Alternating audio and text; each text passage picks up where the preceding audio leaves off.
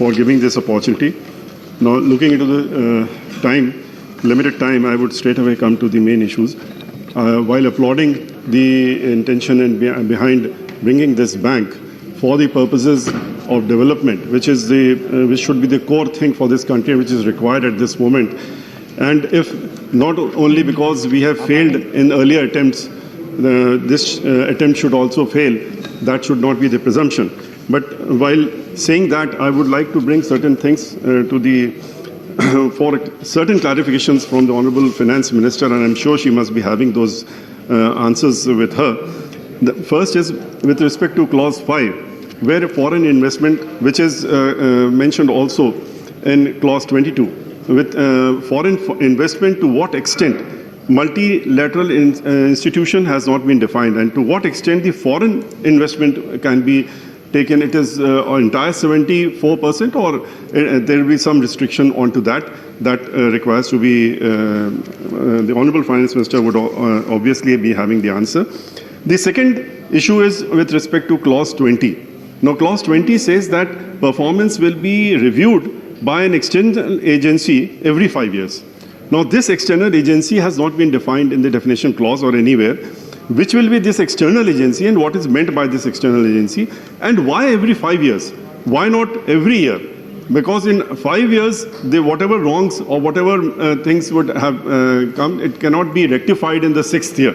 So it should be, and why it has been kept, we would like to know from the Honorable Finance Minister why this time gap of 5 years.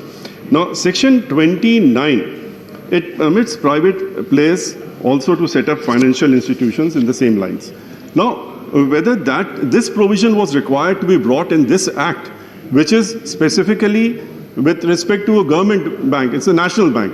Now, whether private investors who will be have been permitted similar thing to be brought by them, will they get all those immunities which are being provided to the national bank? It is not being clarified. And what are the norms and conditions which they will have to follow? Because in Section 25, in Section 35, it has been mentioned that the agencies, CBI, etc., and all those agencies, including ED, CBI, police, and CS fraud, they will not have any right to investigate. But it is not correct that they have no right at all.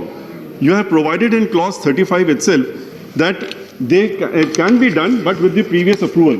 Now, only one thing I have, the previous approval of the competent authority, which has been defined. But at this moment, I would like to know from only half a minute from the Honorable Finance Minister that the third proviso to this Section 35 negates the entire section, because it says that if first proviso, second proviso gives a time limit that within this period, a sanction has to be given, approval has to be given. But then third proviso says if it is not given within this time, then it will not be deemed to be automatically given. So that means if a competent authority does not give at all, and this period of proviso first and second has no meaning left.